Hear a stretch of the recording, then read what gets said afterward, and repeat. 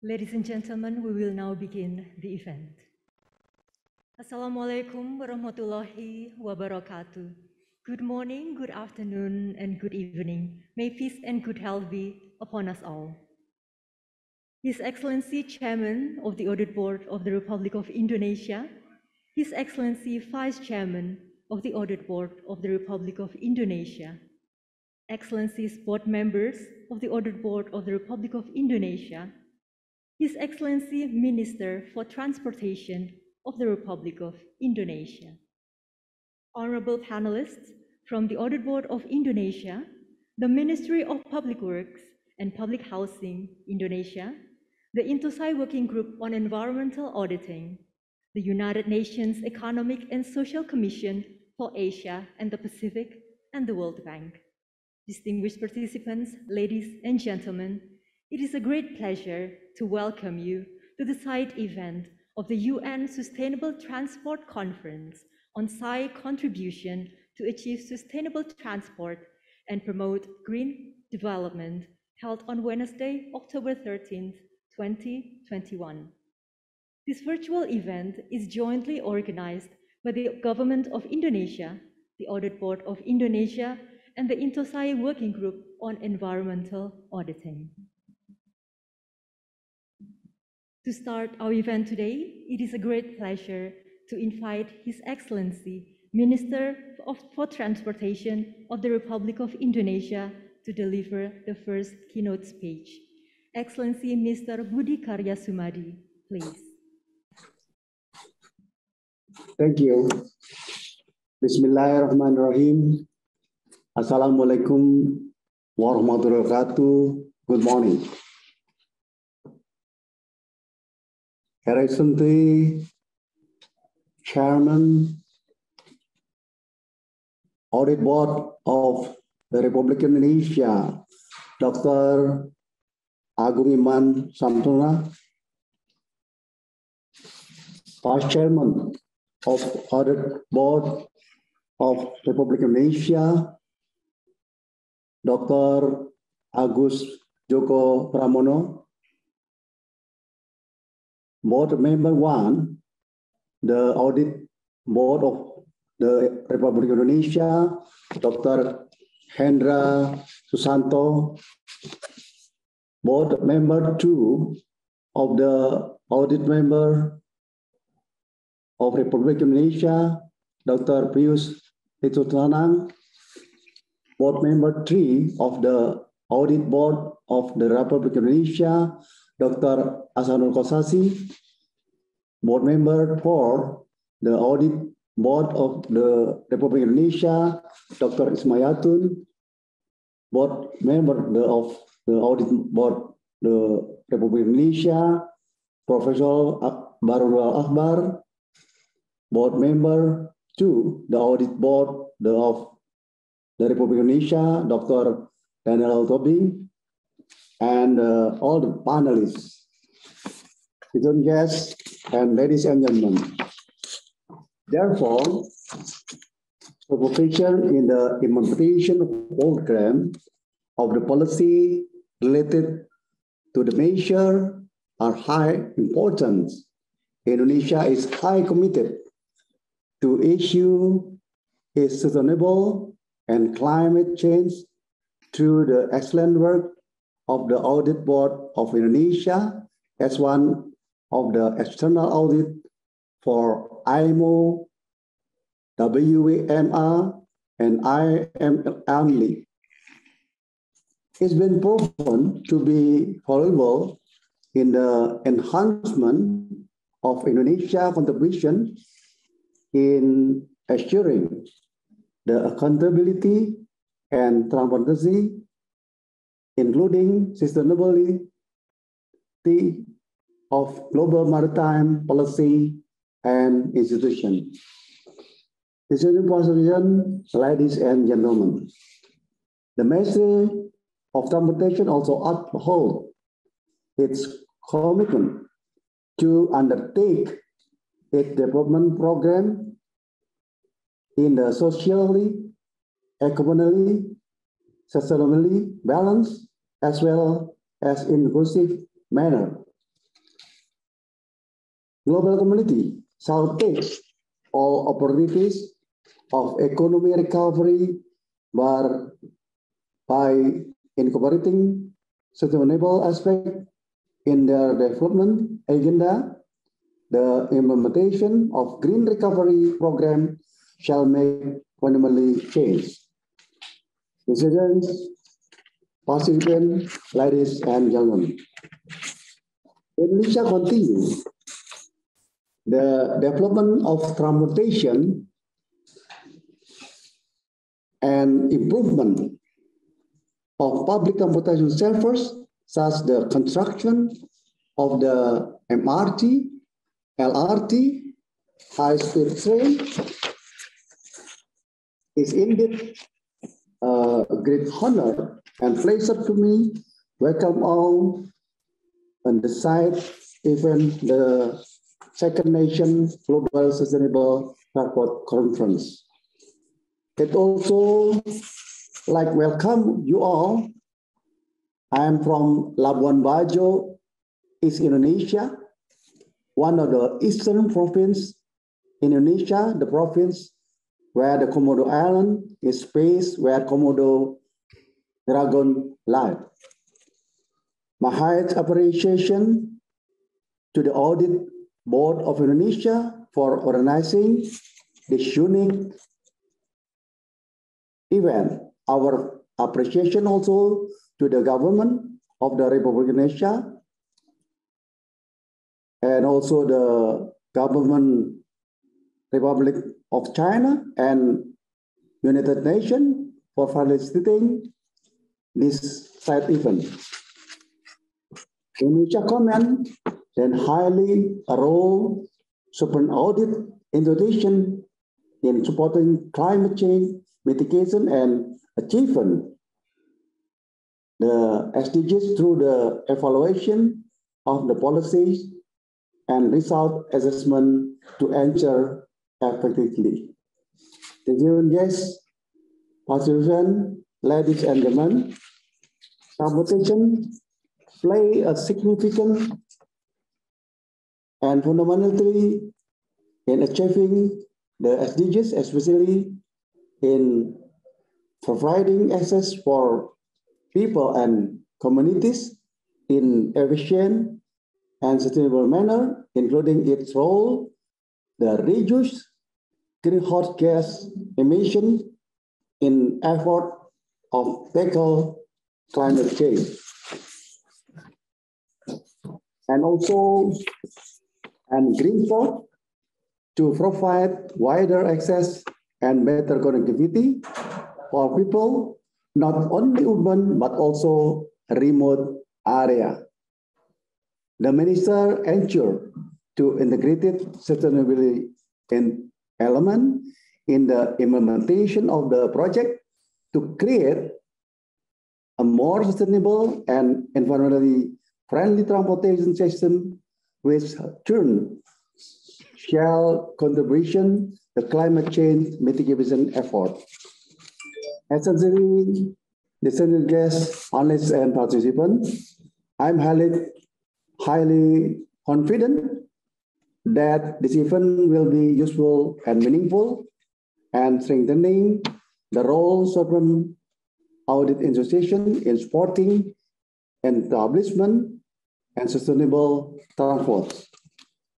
I do really hope that cooperation between all the Ministry of Transportation and Audit Board of Indonesia, as well as relevant stakeholders, shall pave the way toward a line sustainable transport system. I wish all successful and productive event. Thank you very much. Wassalamualaikum warahmatullahi wabarakatuh. Thank you. Thank you, Excellency. Ladies and gentlemen, for the next keynote speech, it is an honor to invite His Excellency, Chairman of the Audit Board of the Republic of Indonesia, Excellency Dr. Agung Firman Sampurna, CSFA, CFRA, CGCAE, QGIA. Please.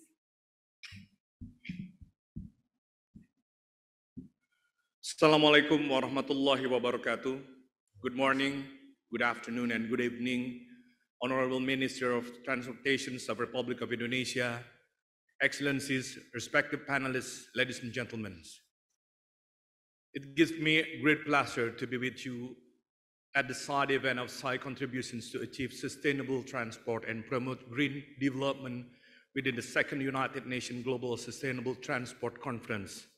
On behalf of the Audit Board of the Republic of Indonesia, I would like to convey our appreciations to the Government of Indonesia for sponsoring this side event, and to the Government of the People of the Republic of China and the United States as facilitators for making this event possible. May I also extend a warm welcome to all participants. Distinguished ladies and gentlemen, the world is now refocusing on the success of 2030 Agenda for Sustainable Development through the achievement of the 17 SDG goals across the social, economic, and environmental dimensions. All of this is taking place in the midst of the unprecedented COVID-19 crisis. We also witnessed this at the high-level political forums in 2021, where the nations reaffirms their commitment to implement the 2030 Agenda. Within the context of each nation's specific sustainable development objective, every single Supreme Audit institution is called upon to play their important role of auditing and following up SDG implementations. The Audit Board of the Republic of Indonesia has demonstrated this role in conducting SDG and sustainability-related audits in line with the Government of Indonesia having mainstreamed SDG achievement into medium-term national development plan. The Audit Board of Indonesia has accordingly designed and followed through on SDG strategy through 4 approaches. First, assessing preparedness of SDG implementations. Second, undertaking performance audit. Third, assessing and supporting implementations of SDG 16 and 17. And fourth, being models of transparency and accountability. A main goal in any of these large interconnected on our audit is to assess integrations, coherence, coordinations, and inclusiveness. In previous audit, we not only requested government to take actions, but also adopted a whole of government approach. This involved making detailed remarks on the emerging issues of policy coherence, an integrated and holistic approach, multi-stakeholder engagement, and viewpoints of leaving no one left behind. Supporting these actions, the Audit Board of the Republic of Indonesia, along with Supreme Audit Institutions of China and Supreme Audit Institutions of Thailand in the framework of Event-SAI Working Group on Environmental Auditing, or WGEA, under Work Package 4, are working together to develop an audit guidance on sustainable transport, which is expected to contribute to the enhancements of sustainable transport all over the world. We hope that today's side event will address the fundamental change in worldwide public auditing and public policy, especially on the current large-scale transportation audit that Audit Board of Republic of Indonesia is undertaking jointly with other SAI from the region. Distinguished ladies and gentlemen, every SAI is in a strategic position to ensure that the SDG agenda will be successfully achieved. One of the contributions that SAI can make is to audit a government efforts in ensuring sustainable, low carbon, and energy efficient modes of transport to climate change mitigations and adaptations, and achievement of SDGs as stipulated in UN General Assembly resolutions. In order that we promote and support high-quality, high-impact SDG audits on sustainable transport, the Audit Board of the Republic of Indonesia is expecting to obtain new perspective from panelists and other stakeholders in this important meeting. I do hope this side event lead us to build a common understanding and collaboration for better sustainable transport in the context of green development. Especially, we may seek means of best evaluating public policies along the entire policy process, all the while considering the interrelations between policies, assessing result, and enhancing the level of transparency and accountability on how government implement international commitment of sustainable development. Distinguished ladies and gentlemen, in the end, we should recognize that successful achievement of sustainable transportation as part of achievements of 2030 agenda requires cooperations, widespread support, and integrations among all stakeholders. In fact, ensuring a lasting platform, maintaining strategic alliance with various stakeholders, and continuing momentum of SDG achievement is imperative to sustaining the human, productive, and natural ecosystems. I wish everyone a very productive conference ahead of us. Thank you. Billahi taufiq wal hidayah. Assalamualaikum warahmatullahi wabarakatuh. Thank you, Excellency. Distinguished participants, ladies and gentlemen, we will now commence the side event of the UN Sustainable Transport Conference on SAI Contribution to achieve sustainable transport and promote green development with presentations by panelists. This session will be moderated by Mr. Novi Pelenkahu, the Director General of Audit One, the Audit Board of Indonesia. So without further ado, Mr. Novi Pelenkahu, I hand over the session to you. Thank you, MC. Assalamualaikum warahmatullahi wabarakatuh. Good morning, good afternoon, and good evening. May peace and good health be upon us all. His Excellency, Chairman of the Audit Board of the Republic of Indonesia, Dr. Agung Firman Sampurna, His Excellency Vice Chairman of the Audit Board of the Republic of Indonesia, Dr. Agus Joko Pramono, His Excellency Board Member 1, Dr. Hendra Susanto, His Excellency Board Member 3, Dr. Aksanul Kosasi, Her Excellency Board Member 4, Dr. Ismail Yatun, who also one of the speakers for this afternoon, His Excellency Board Member 7, Insinyur Daniel Lumban Tobing, all other speakers from WGEA, and also from Director General of Highway, Ministry of Public Works and Public Housing of the Republic of Indonesia, and the Director of the Transport Division, UNESCO, and Senior Urban Transport Specialist World Bank, and all Echelon 1 of the Audit Board of the Republic of Indonesia, and also His Excellency Ambassador Rahmat Budiman. Distinguished participants, ladies and gentlemen, it is my pleasure to be entrusted as a moderator in this important set events. Supreme Audit Institution Contribution to achieve sustainable transport and promote green development. In the next 45 minutes, I will facilitate the panelists or the speaker presentation and the discussion afterward. After the presentation, there will be a Q&A session in which the committee has already arranged an application Slido to accommodate your questions.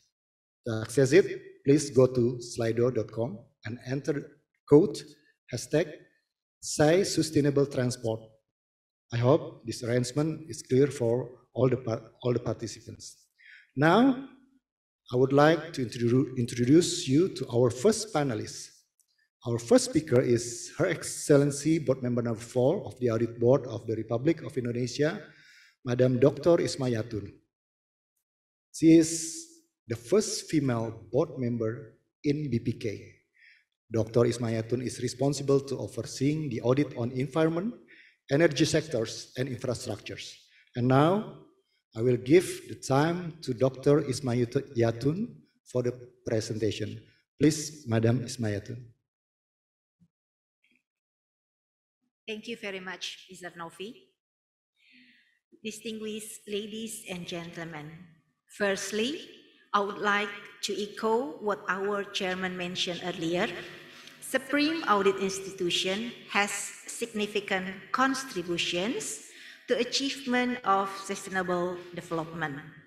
One of them is by auditing government's efforts to ensure sustainable, low carbon, and energy efficient modes of transport for climate change mitigation, adaptation, and the achievement of SDGs.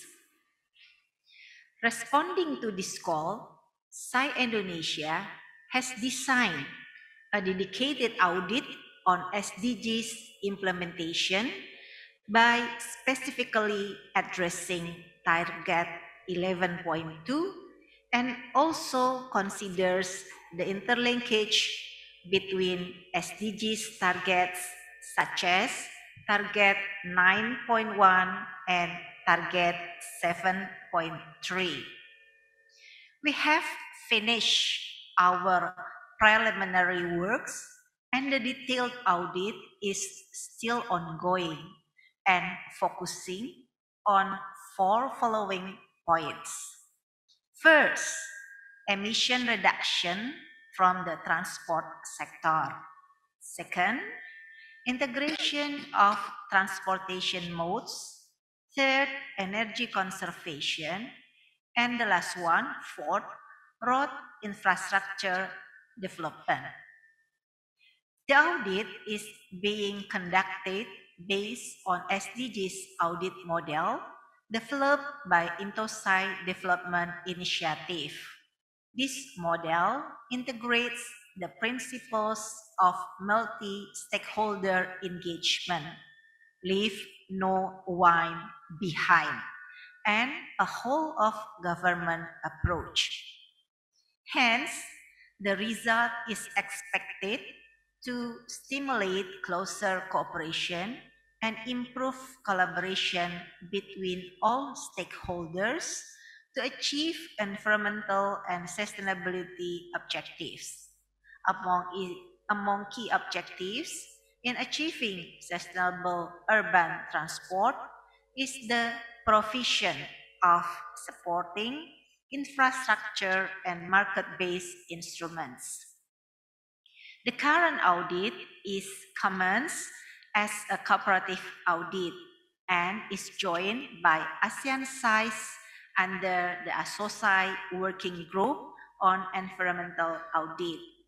The cooperation between SAIs in conducting an environmental audit on the topic of sustainable urban transport shows SAI's particular commitment to collaborate in achieving sustainable transport and promoting green development in their respective countries.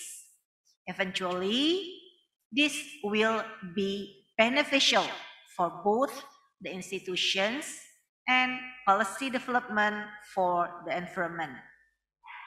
Furthermore, in its current 2020 to 2022 work plan, the SAI Working Group on Environmental Audit has the initiative to develop guidance on auditing sustainable transport. SAI Indonesia, along with 2 other SAIs, namely SAI China and SAI Thailand, are leading SAIs for this project. The guidance covers a global overview of transport issues, including recent developments for sustainable transport, government's responses to achieve sustainable transport, selection and design of sustainable transport auditing, and case study implementation to give auditors good frameworks about how the audits effectively carried out. The guidance will eventually be a beneficial reference for SAIs in conducting the audit on sustainable transport globally, including the 80 SAI members of SAI WGEA. We are hopeful that the contributions given by SAIs will serve as oversight, insight, and foresight for developing sustainable transport the world over. Furthermore, we kindly expect that input from this forum will generate best practice guidance going forward. Ladies and gentlemen, in making an essential contribution to the achievement of sustainable transport, A crucial matter is a constructive collaboration between government and SAI, as well as among SAIs. Further, governments and SAIs should connect with and gain momentum from SAI's recommendations to improve sustainable transport for widespread public benefit. The involvement of private sectors, civil society organizations, subject matter experts, and media is also essential in achieving relevant and effective policies and methods. Finally, we believe that ongoing cooperation, collaboration, and integration amongst all stakeholders will be the key success factors to ensure the accountability, transparency, and long-term achievement of sustainable transport. Thank you very much for your attention. Thank you, Dr. Ismayatun. Is really a keywords that you already explained concerning the collaboration, cooperation, and integration.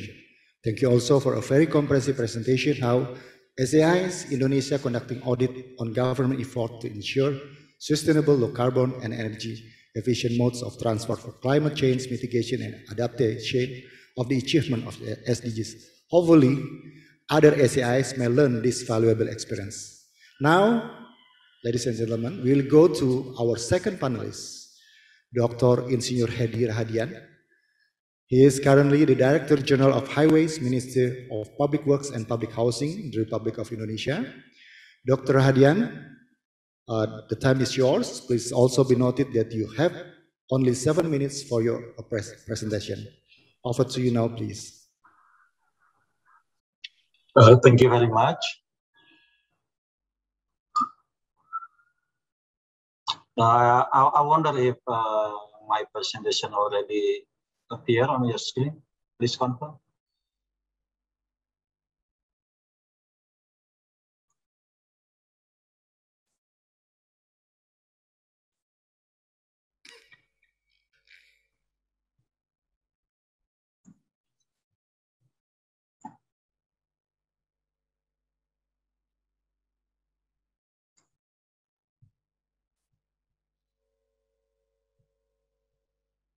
Sorry, hello.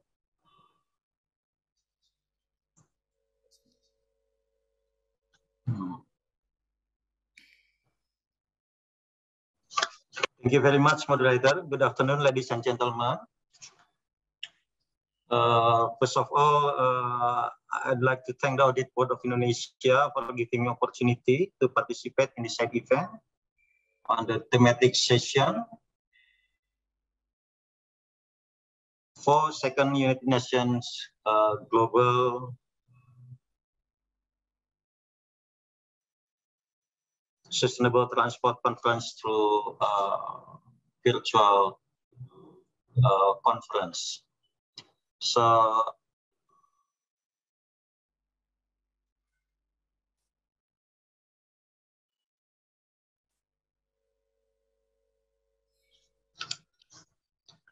in this opportunity, I'd like to present about urban road transport in Indonesia, particularly challenges, planning, and construction to support sustainable transport development.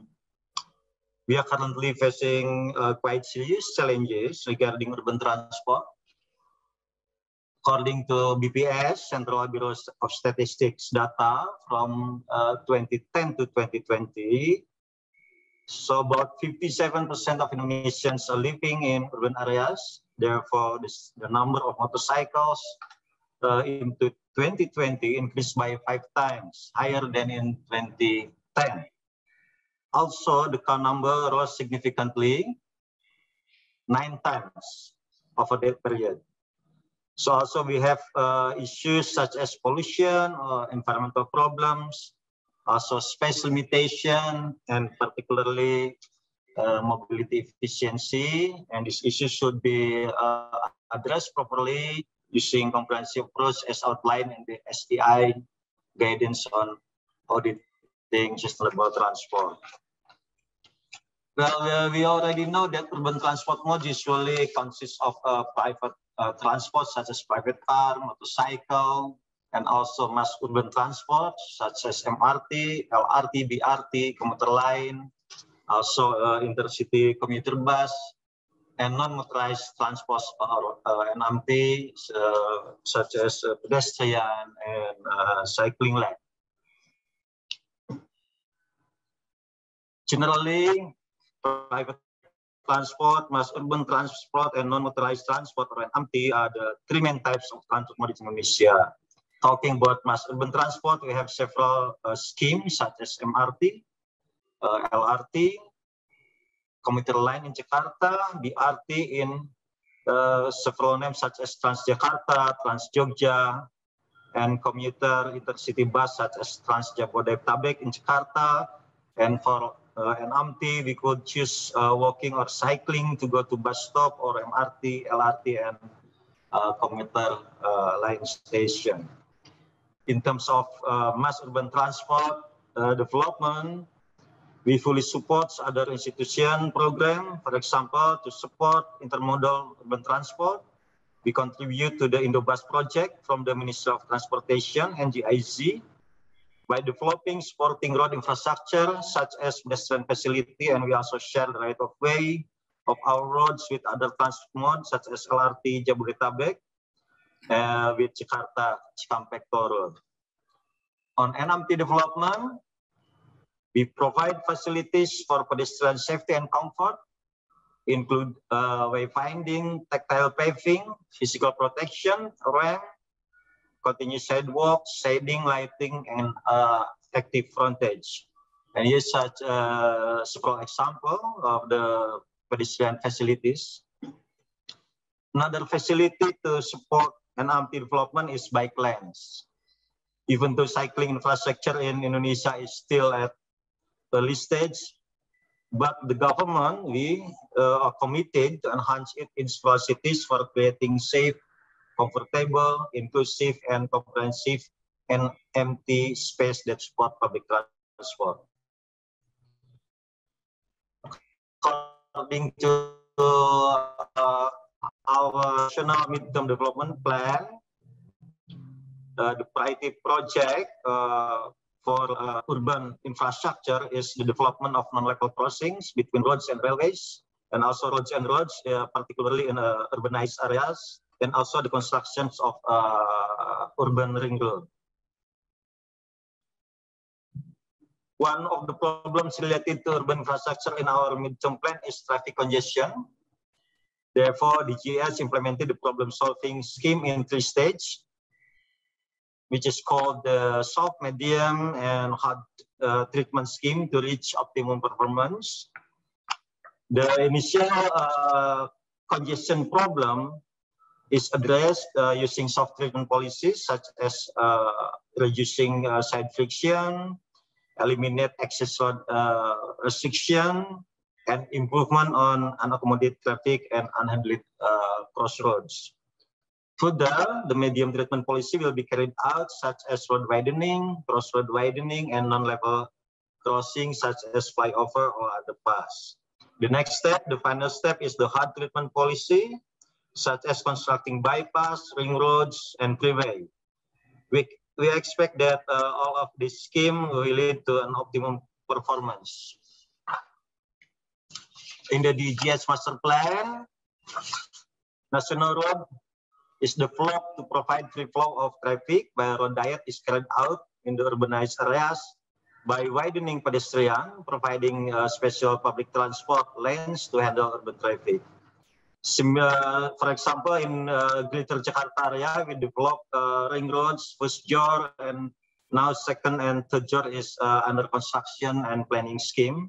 And also similar development scheme will be implemented in other cities such as Bandung and Surabaya.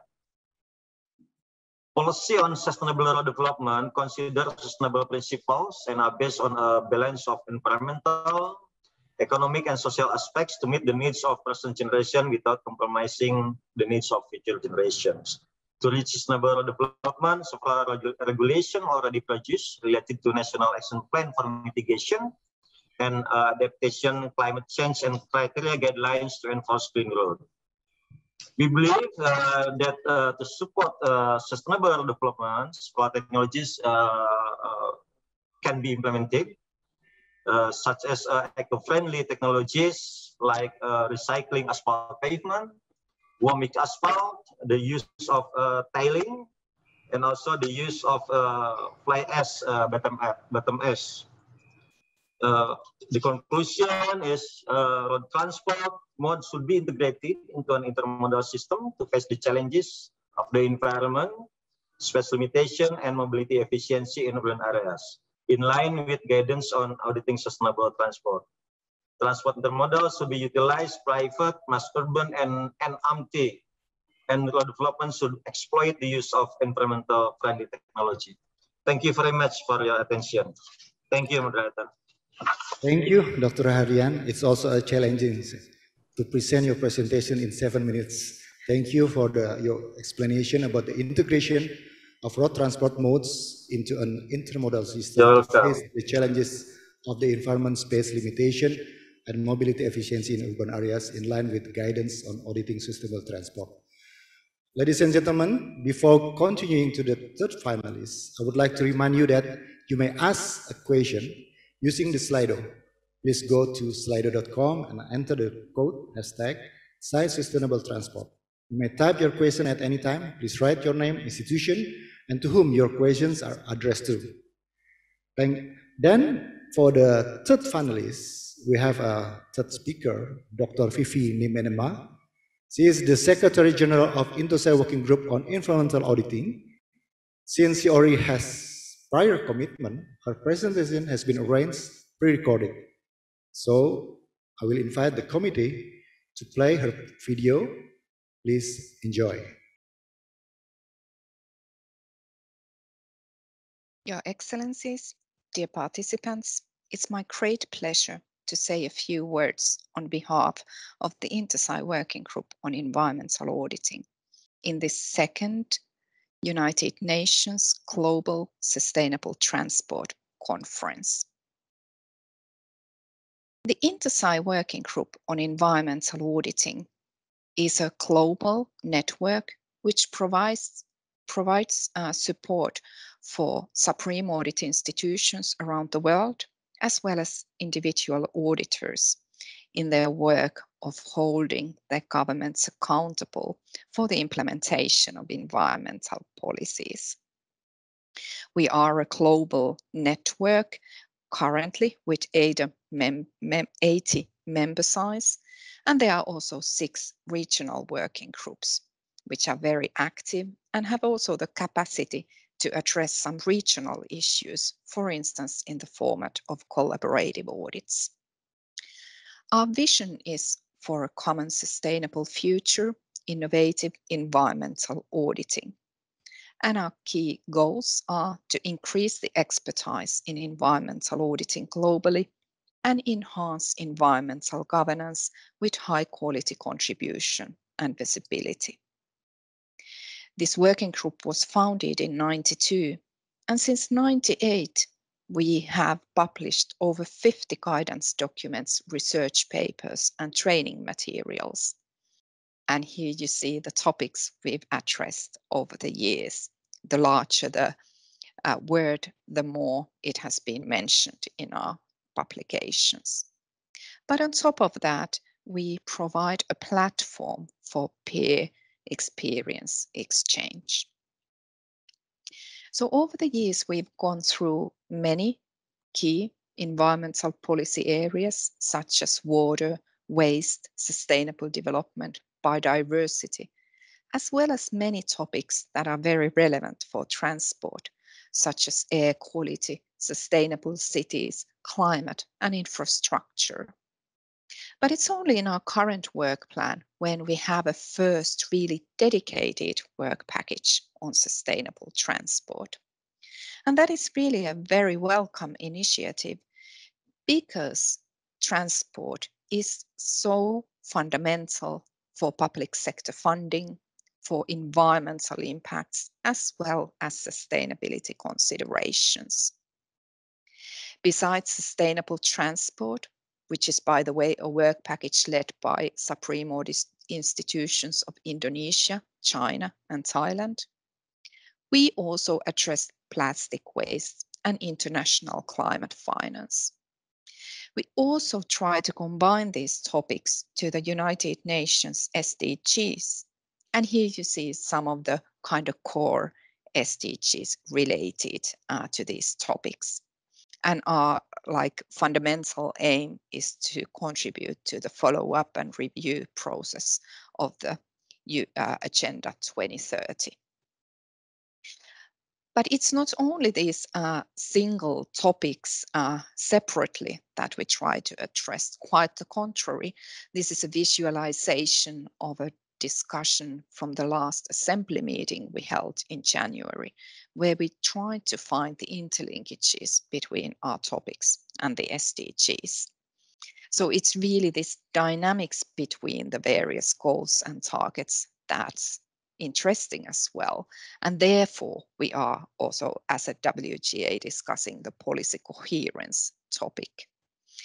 And thinking that the transport doesn't have one own single dedicated sustainable development goal might be actually a good thing, because it facilitates from the outset this kind of finding the relevant topics, finding the interlinkages approach. Finally, I would like to say a few words about our future strategy work. We are building a strategy reaching to year 2030. And for that purpose, we did a large round of stakeholder interviews with our global stakeholders, World Bank, OECD, United Nations programs, but also some regional think tanks and NGOs. So one of the key messages in these interviews was the need for cross-sectoral approaches and paying attention to nexus areas. In the case of transport, sustainable transport, not only looking at the transport sector and environmental sector as separate entities, but breaking the silos and looking them in interaction with each other. And this is not only a message about how we do our audits, what we ask from our governments, whom we go and talk to, but it's also a message to our own work and how we as audit offices organize the work. Do we work in silos, or do we internally discuss with various experts and sector specialists?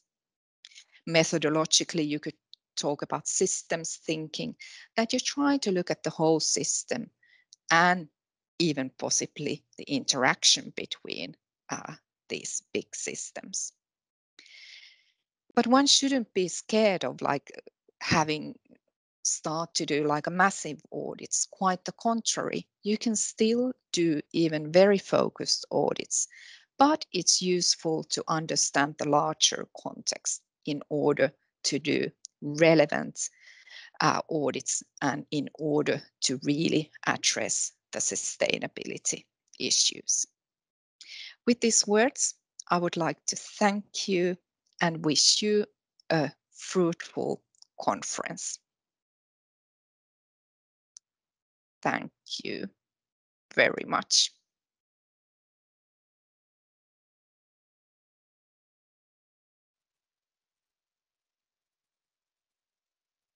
Recorded video, we can see that how the SAI community have contribution to collaboration to support the sustainable transport and the SDGs. One of the contribution is by developing an audit guidance on sustainable transport, which is expected to contribute to the enhancement of sustainable transport all over the world. I can see from the slido.com, they already have 2 questions. Hope we can get more questions. Okay, ladies and gentlemen, we will invite our 4th panelist. Already with us now is Mr. Wei Min Ran. He is the Director of the Transport Division, UN Economic and Social Commission for Asia and the Pacific, or UNSCAP. Mr. Wemin Ren, like the other speakers, you only have 7 minutes for your presentation. The time is yours. Okay. All right. Thank you very much for inviting ISCAP to this study event. I was very impressed by the remarks from His Excellency Mr.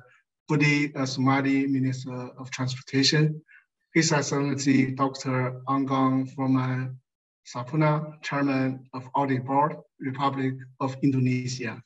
So this is really a good opportunity for me, joining the previous speakers in sharing our views on the role of SAI in the achievement of transport-related sustainable development goals. Next slide, please. So as you know, transport has been mainstream across many sustainable development goals in the 2030 agenda. So from ISCAP Secretariat's perspective, transport can contribute to various extents to a large number of SDG goals. Guided by the underlying principle of contribution to SDGs, ISCAP member states are working towards 3 overarching objectives in promoting sustainable transport in the Asia-Pacific region. So namely, efficient and resilient transport and logistics network and mobility, environmentally sustainable transport systems and services, and safe and inclusive transport and mobility. So the activities clustered around each objective would contribute to specific SDG goals as illustrated on the screen. Next slide. So how are transport-related SDGs progressing in Asia and Pacific? Here's the progress status of SDG 2, 3, 7, 11, 13, which are directly related to transport. As you can see from the chart, well, most of them have progressed since 2000. None of them has achieved the target for 2020, and the regress was observed in Goal 13, climate actions. So this status alerts us to the fact that the planned goals can only be achieved through effective actions. Next slide.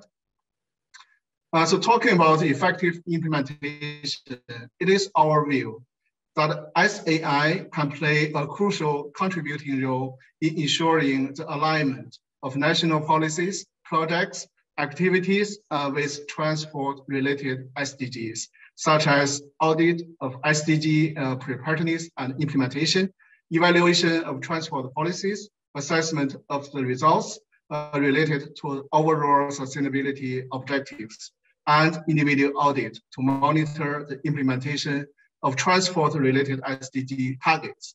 So next slides will show those SDG targets that SAI can take into consideration in supporting the achievement of transport-related SDGs.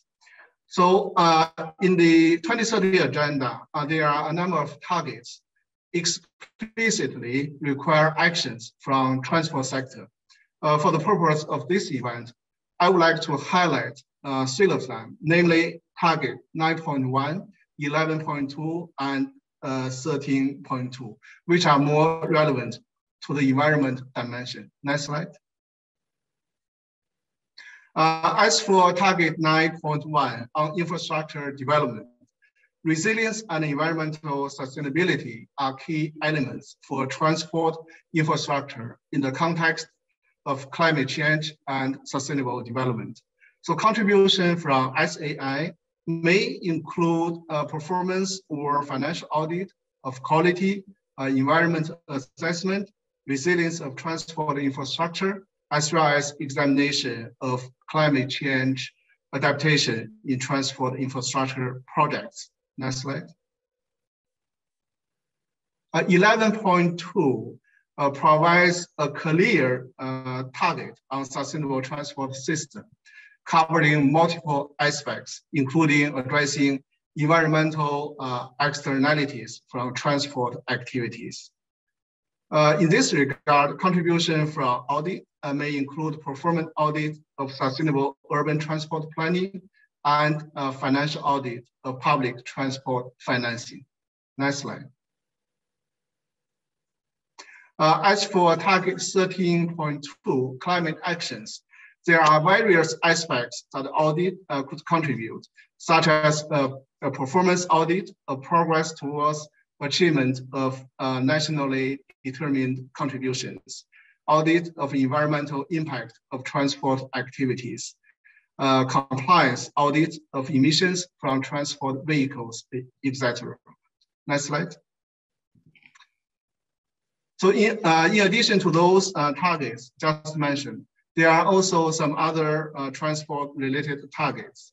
So given they are either not so relevant to environment or determined by other sectors, such as target 2A on this slide and next slide. Yes, target 3.6 and next slide. Yeah, target 7.3. I won't go into the details, but just want to bring them to the attention of our SAI colleagues. Next slide. Now, SAI countries are working on a new regional transport action program for the next 5 years, which is to be considered for adoption at the 4th Ministerial Conference on Transport, scheduled to be held in December this year. So future works of SAI in the Asia-Pacific region could also contribute to ensuring sustainable transport development at national level in alignment with regional action program. Next slide. So the activities and their results under the new regional action program, such as regional roadmap, knowledge products, can be utilized by SAI in its work, including but not limited to providing background information, designing audit objectives, scope, actions, setting audit criteria, asking audit questions, and supplementing the findings and recommendations. So with that, I stop here and thank you very much for your attention. Thank you, Mr. Wemin-Ran, for the presentation. It is very insightful as we learn on the expectation of the United Nations, especially the SCAP, for SAI contribution on SDG implementation. Furthermore, Mr. Wemin-Ran explained how UNSCAP may support SAI's conducting audit in the sustainable transport areas. Ladies and gentlemen, we now come to our last speaker, Ms. Nupur Gupta, a senior urban transport specialist, World Bank. She will share her perspective on World Bank engagement on low carbon mobility future for Indonesian cities and opportunities for collaboration. Ms. Gupta, the time is yours. Thank you very much. Assalamu alaikum and a very good afternoon to all of you. I want to start by thanking SAI for organizing this very interesting side event on a particularly important and compelling topic for the entire globe, but specifically since we are grouped together here looking at Indonesia. Let me share my screen.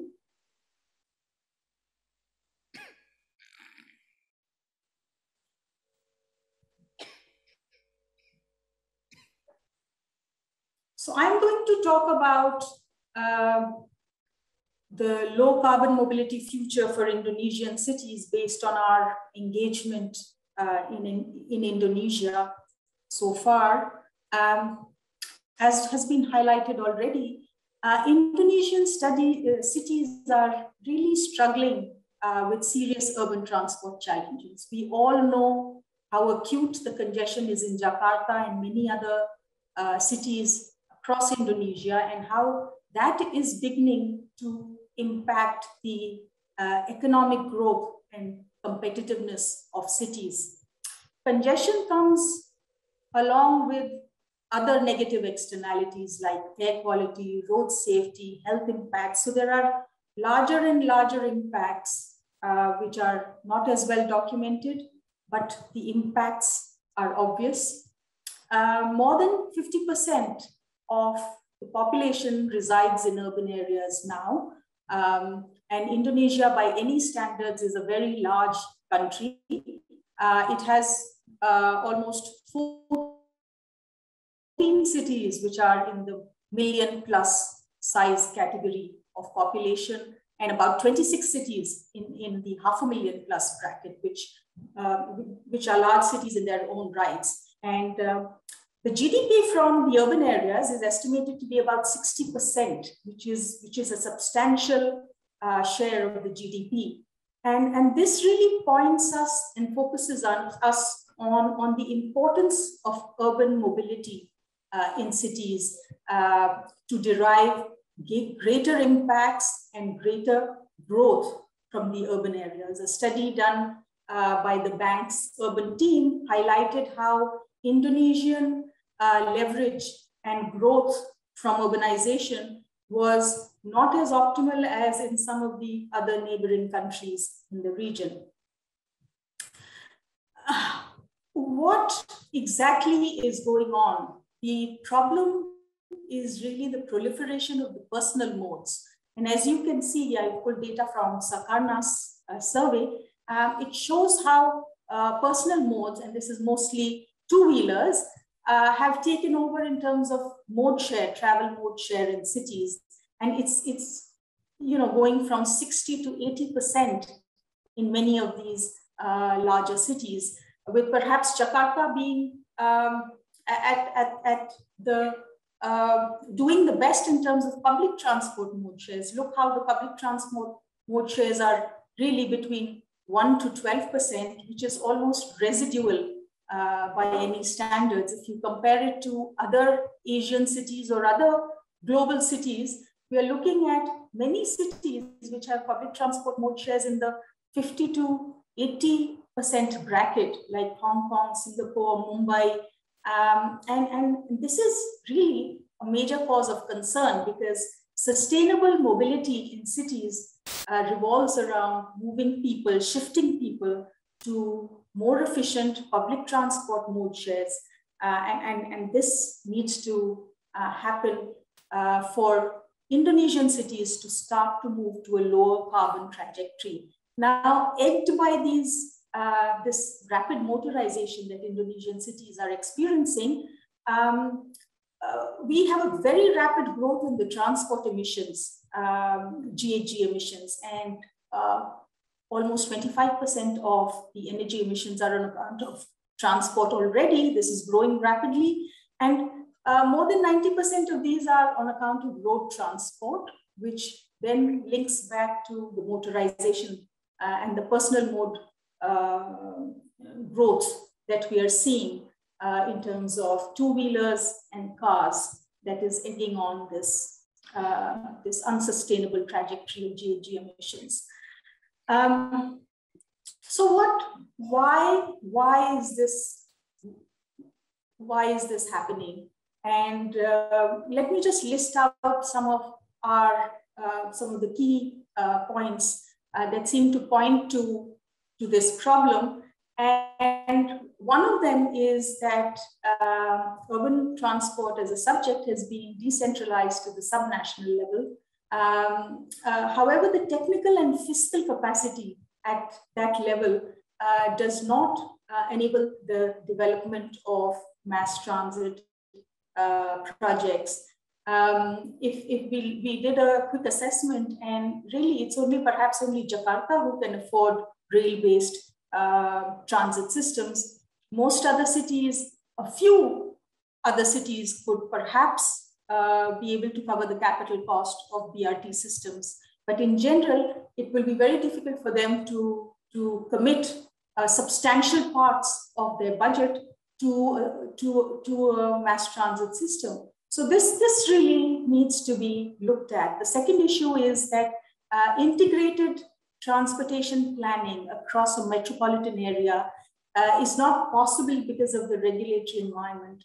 And only cities can plan within their own boundaries and not within metropolitan area, whereas the cities are growing beyond their administrative boundaries. People commute within a larger metropolitan area, and that needs to be understood well. Because it has been decentralized, the scope for the national government to support urban transport initiatives becomes difficult. It is one-off and has in general been less than effective for a variety of reasons. And some of the previous national schemes with regard to buses or the LRT in Palembang are pieces in point. Overall, we noted the absence of an enabling policy framework which sets out the planning, the institutional and the funding arrangements which urban areas could abide by. And that could bring a lot more clarity to the overall setup in terms of development of sustainable urban mobility plans, those being the basis for urban transport interventions and investments in cities, the development of transit authorities at the metropolitan level who are tasked with development of these urban mobility plans, and then the management of the implementation and operations and maintenance of that. And finally, the funding available in order to address this issue. And it all comes together to say that there seems to be a strong role for the national government and a national program to start to catalyze a more structured and effective support to cities to start looking at integrated mass transit systems, which are the need of the hour.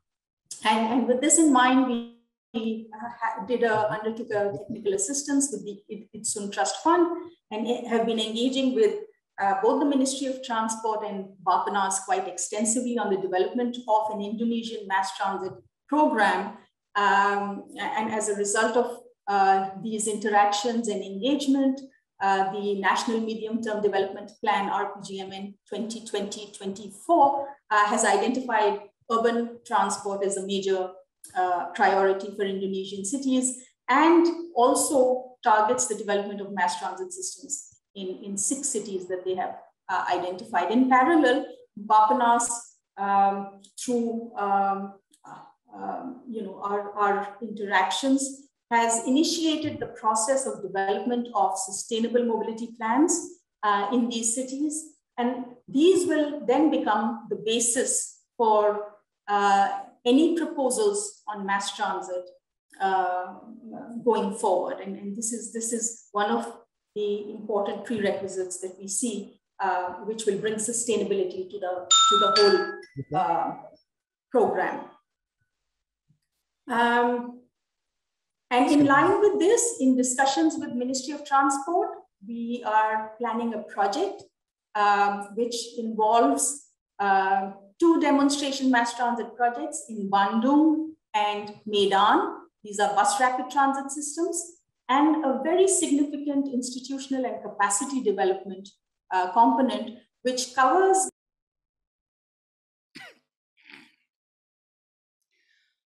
Excuse me, Ms. Gupta. Would you mind to go to the conclusion, since we have very limited time for the said event? So this is the... May you give the final conclusion or final words for your presentation? Yes, this is the Medan BRT, Bandung BRT. We are looking at good practices being implemented to showcase good projects. There's an electric mobility roadmap study to study the deployment of electric mobility on these BRT systems. There are significant GHG emission savings that we are seeing, and an enhancement, huge enhancement with electric mobility. And the 2 demonstration projects are already showing great impacts that are possible, and a scale of that through a national program could be transformational for Indonesia. And so I want to conclude by saying, I think there needs to be overall focus in ensuring across urban mobility policies, programs, and projects, a priority to public transport and non-motorized transport systems, a need to look at adequate institutional arrangements at the national and the subnational level, which is the metropolitan level, to enable these kinds of sustainable projects to be developed. And finally, a funding mechanism which can let this happen, and this would be the national schemes, but also at the subnational level. We have to enable the right kind of funding to be, for it to be possible for subnational agencies to first start with committing to operations and maintenance of these systems, but also incrementally to other projects and taking ownership for the overall urban mobility agenda. And I will stop there. Thank you so much. Terima kasih. Thank you, Ms. Gupta. Unfortunately, we have very limited time. Okay, ladies and gentlemen, please give reaction to all speaker, all panelists. Yeah, thank you very much for all your presentation. Even though we are a little bit left behind with the schedule, but I think it's better to go to Q&A session. Thank you very much for all the questions raised by the participants. There are 7 questions. Perhaps the committee can show the Slido screen. Do you mind? There are 7 questions in here.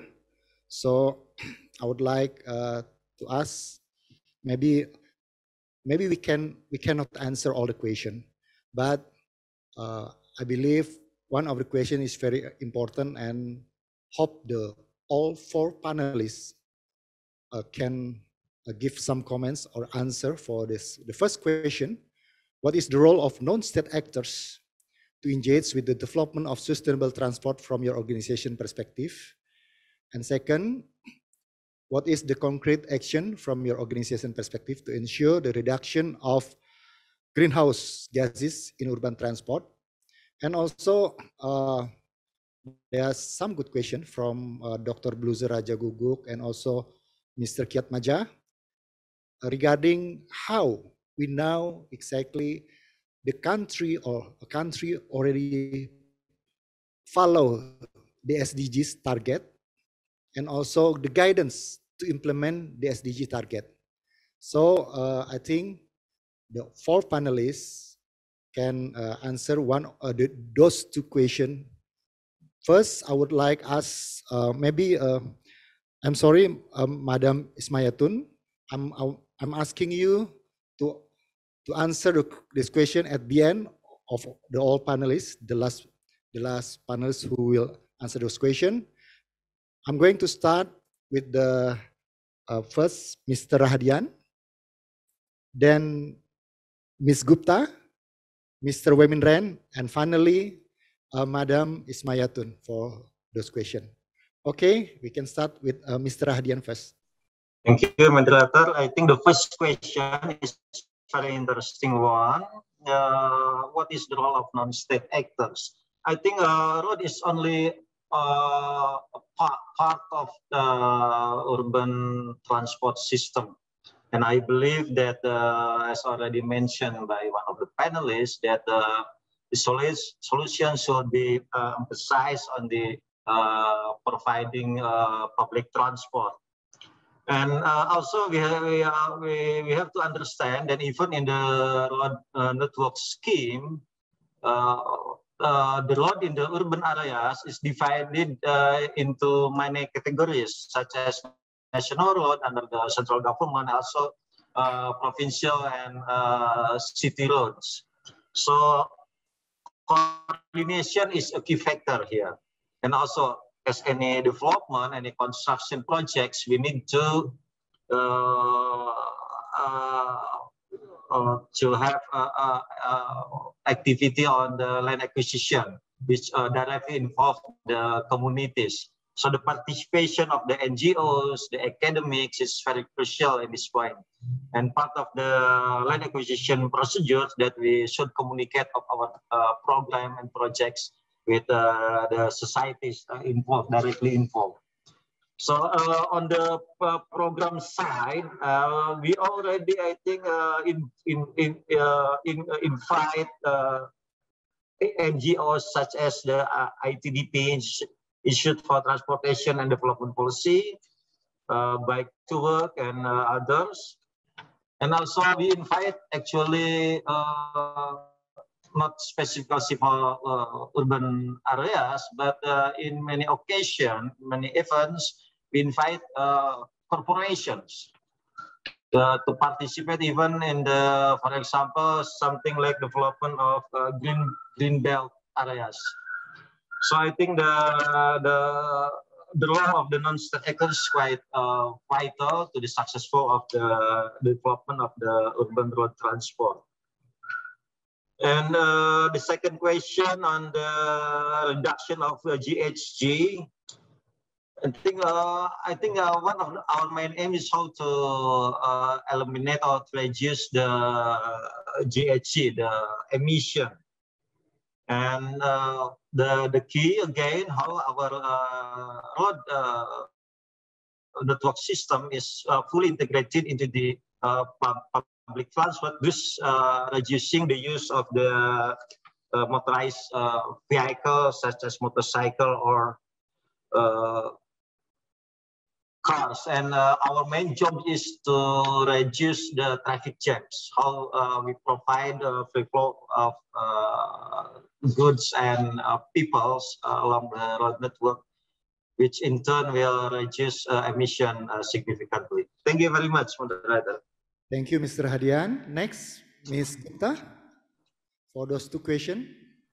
Thank you.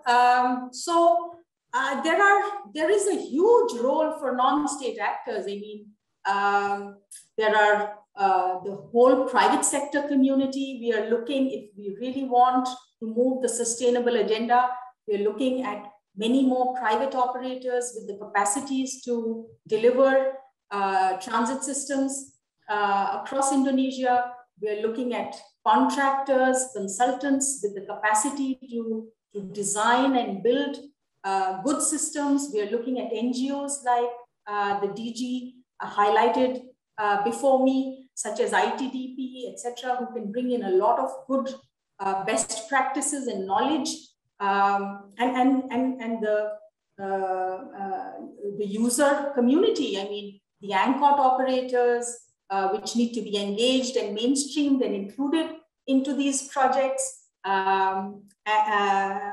So there is an entire range of actors which need to be part of this whole urban mobility agenda. As far as the second question on what could have the biggest impact on GHG emissions, in my view, the most important thing would be to have the right framework, to have an enabling framework for the planning, institutional development, and funding arrangements framework for urban mobility interventions. I think that could really fundamentally catalyze the development of urban mobility in Indonesian cities. So setting that framework right would be the key. And then everything will flow from there. Okay, thank you, Ms. Gupta. Then Mr. Wemin Ran. Thank you for the questions. For the first one, I'd like to share the views expressed by the previous speakers. I think I fully agree. I think non-state actors plays a huge role in this regard. So because sustainable transport need to be achieved through the joint efforts among all stakeholders, I think non-state players really plays a very, very important role. I don't want to go into the details.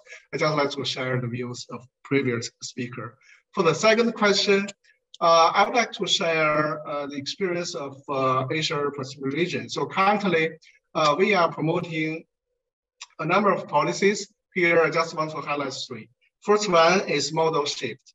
So we really encourage member countries to adopt a policy by encouraging model shift, to use more environmentally friendly mode of transport, such as a railway, a waterway, instead of road. So this is the first one. The second one is I try to encourage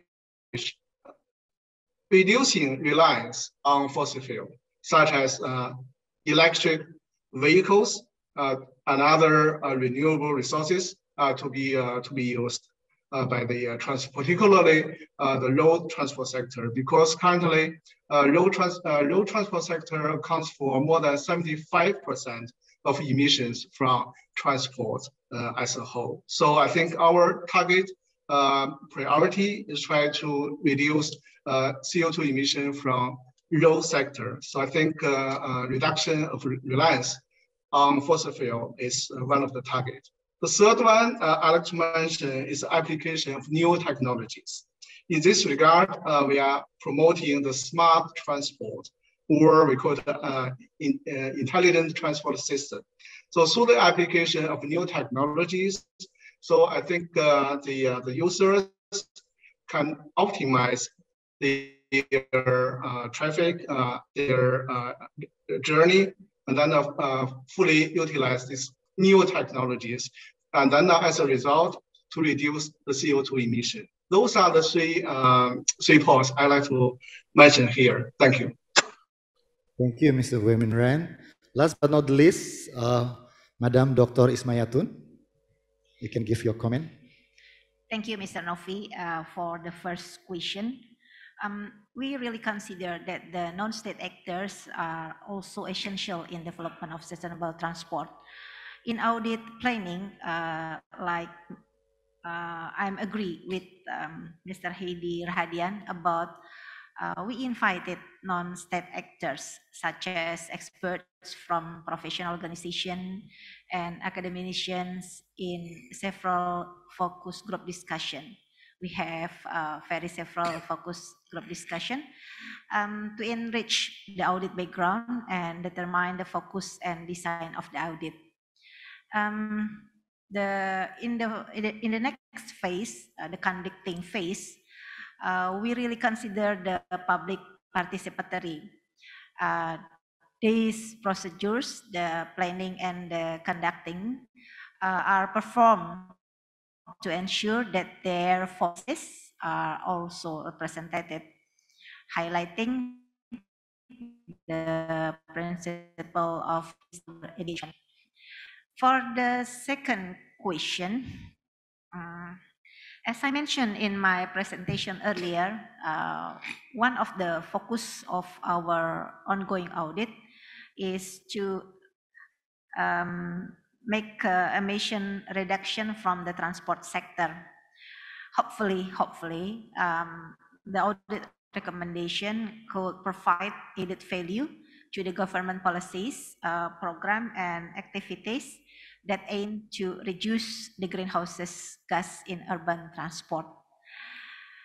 Thank you, Mr. Novi. Thank you, Madam Dr. Ismayatun. Thank you all the participants. We now come to the wrap up and the conclusion, but I'm not going to say so many things. One good thing in here, we are talking about SAI contribution.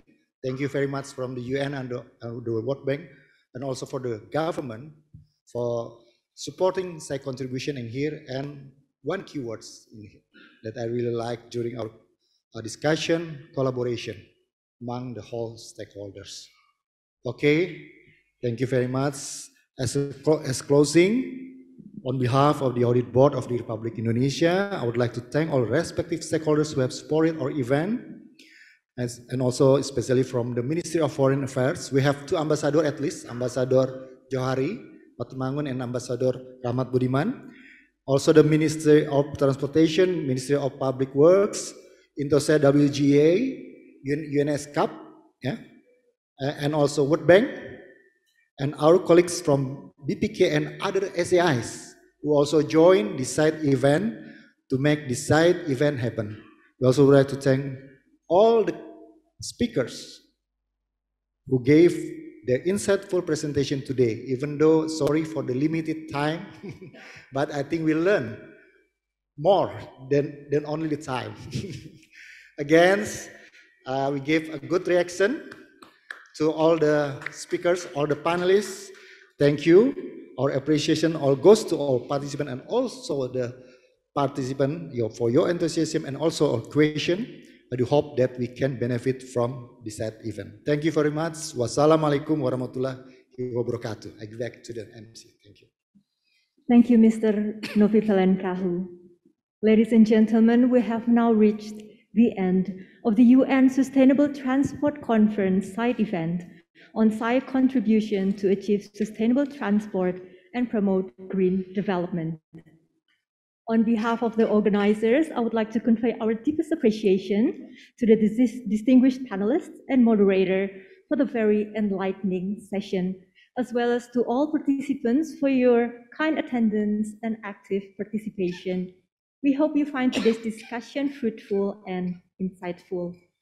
To end, thank you. Always stay safe and healthy and enjoy the rest of your day or your evening. Wassalamualaikum warahmatullahi wabarakatuh.